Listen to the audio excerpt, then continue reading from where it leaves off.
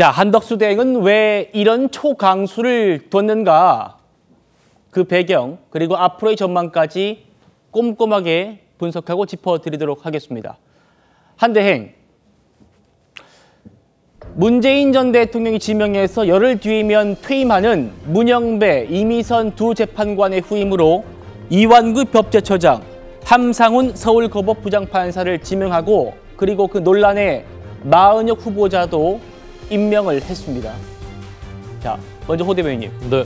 일단 오늘 이렇게 마 후보까지 임명하면서 6개월 만에 헌재가 구인 체제가 완성됐습니다. 어떻게 네. 평가하십니까? 그 정상이 된 거 아닙니까? 그동안 비어 있었는데 헌법에는 구인의 헌법재판관으로 구성돼야 한다고 돼 있는데 그동안 계속 임명하라고 했는데 임명하니까 왜 위헌이라고 하는 거죠? 위헌이라는 것은 그냥 주장한다고 되는 것이 아니라 헌법을 어겼다는 얘기면 헌법 몇 조 몇 항을 어겼다라는 것이 있어야 되는데 그런 얘기를 못하고 그냥 위헌적 행태다. 우리가 묵과하지 않고 좌시하지 않겠다라고 하는데 구체적으로 얘기를 못하지 않습니까? 헌법에는 대통령 권한 대행이 대통령의 권한을 대행한다라고 돼 있고 그 권한에 어디까지가 한계다라는 조항이 없습니다. 그러니까 대통령의 권한은 권한 대행이 다 행사할 수 있는 것입니다. 그리고 네. 헌법재판소법 6조 3항에 임기 만료되기 전에 그 재판관이 임기 만료되기 전에 재판관을 임명해야 된다라고 분명히 명시가 돼 있습니다. 그러니까 헌법과 법률에 따라서 한 것입니다. 그러니까 할 말이 없으니까 그냥 위헌적 행태다, 좌시하지 않겠다라고 하는데 어디가 위헌인지 뭐 설명을 못하고 있지 않습니까? 자, 구인 체제가 완성되지 않았느냐? 그렇게 민주당에서 구인 체제 완성시켜달라고 하지 않았느냐? 그런데 왜 정작 임명해서 구인 체제 완성시켜 놨더니 이제 왜 위헌이라느냐? 지금 이 얘기입니다. 강성필 부대변인님. 네. 오늘 한덕수 대행이 보수 후보자, 보수 재판관을 분류되는 분들입니다. 임명된다면요.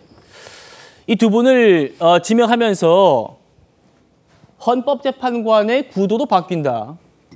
그렇게 하더라고요. 그러니까 지금 보수 4대, 중도 3대, 진보 2, 중도 보수를 합치면 7대 2, 중도 보수 우위로 바뀌게 된다. 오늘 이 지명이 완성된다면 어떻게 총평을 주실까요? 저희 민주당은요. 지금 헌법재판소의 헌법재판관들의 성향이 뭐 보수화가 된다, 뭐 진보화가 된다 이런 것 때문에 문제 제기를 하는 것이 아닙니다. 첫 번째로는 이완규 법제처장 같은 경우는요. 지금 내란 공범의 혐의를 받고 제가 그런 공수처에 입건되어 있다고 저는 알고 있습니다. 그렇게 된다면 우리 국민들이 제대로 된 자격이 있는 사람에게 재판을 받을 권리가 있는 거 아니겠습니까? 그래서 지금 민주당에서도 헌법재판소에 가처분 신청을 지금 검토를 하고 있고요. 네. 그다음에 그 대통령 권한대행인데 대통령 권한대행이 대통령 몫에 헌법재판관을 임명할 수 있는지 또 권한쟁의를 신청해야 된다. 그러니까 윤석열 대통령께서 헌법재판소에서 탄핵이 되기 전에는 이게 선고도 되지 않고 약간 불확실성이 있었죠. 사실 이때도 180 이내에 선고하게 돼 있기 때문에 불확실성이 있다고 보기가 또 어려울 수도 있겠지만 어쨌든 간에 대통령 선거가 이제 56일 정도만 있으면 새로운 대통령이 선출이 되는데 네. 그 대통령의 권한을 침해했다고 볼 수 있는 거 아니겠습니까? 그렇기 때문에 저희 민주당은 법적으로 뭐가 잘못됐다고 여쭤보시니까 제가 앞서 두 가지에 대해서 말씀드리는 것이고요.